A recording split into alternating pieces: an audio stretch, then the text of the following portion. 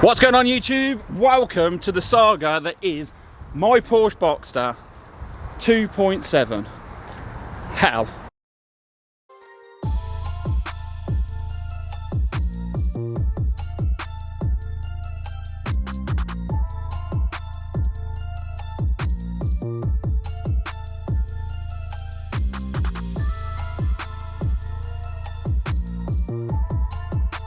So you might ask, why am I now suddenly saying that the Porsche has turned into hell?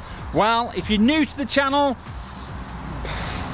go back and check the videos on the Porsche. It's been a nightmare from the day that I bought it. Now, in the last video on the Porsche, I found out that there was some major failure inside the engine. So is it game over for the Porsche Boxster? And that's the question I've been asking myself for the last 2 weeks. Is it game over for the Porsche Boxster? Do I sell it and do I get something else? But it's not game over for the Porsche Boxster. Come on, I'm not going to get rid of it now. I've invested too much time and effort in this car.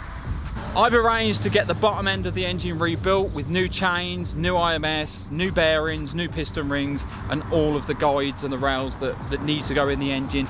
So I've made the decision to pull the engine out today, and we're going to take it up to Zentrum in Nottingham, and they're going to rebuild the bottom end for me. So yeah, let's get on and let's get this engine out. Okay, so we start by removing the roof, so once the car's in the air we can actually get to the engine bay. Once we've done that, we then get the car up in the air and on the axle stands.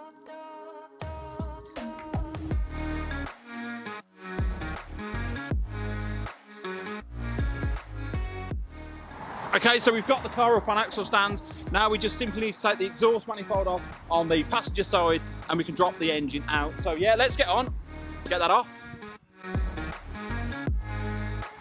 So the exhaust manifold's off, but the ratchet strap that's currently holding the engine in goes through it. So me being me, put it through the exhaust manifold. So you saw we dropped the exhaust manifold off, but now we need to get the jack under, get a couple of pallets under so we can drop the engine down, so we can get that exhaust manifold off. So yeah, let's get on, get the engine out now. Before we take the ratchet strap off, we get the jack underneath the engine, taking the tension off the ratchet strap before we release it. We then release the front engine mount from the body, enabling us to drop the engine down. So, as you can see, we've got the engine mount bolts undone and they're out. So the engine is literally sitting free. We've got one pipe that will just come off as soon as we drop the engine and pull it out. So now what we're going to do, get the pallets underneath the car and drop the engine down. So yeah, let's get on.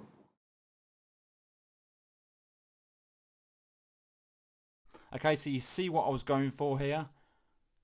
Engine on the jack, 2 pallets underneath each side, drop the jack down, slide the jack out the way, slide the engine out. That did not go to plan. So I just ended up sending it. It's getting rebuilt. No damage was done. Happy days.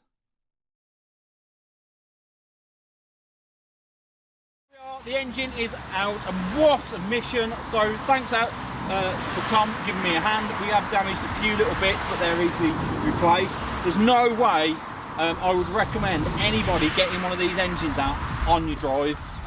When I put it back in, it will not be going back in fully assembled, and it may not even go back in on the drive. I might find somewhere where I can get the car to and get this engine back in, because it was an absolute mission. So now what we've got to do, we've got to strip it all down. So we've just got the long block, and then we can get it over to the engine builders and they can crack on with the work. So yeah, let's crack on and get the engine stripped down.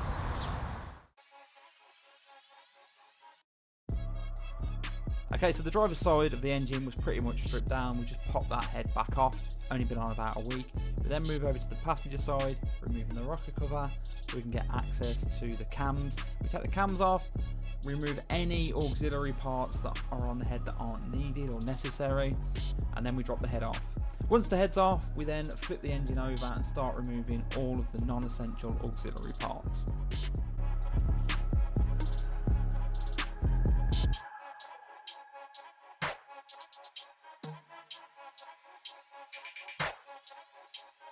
So finally got the engine stripped down. You saw us stripping the engine down a little bit and I couldn't get a van, so I've put it in the back of the Mercedes.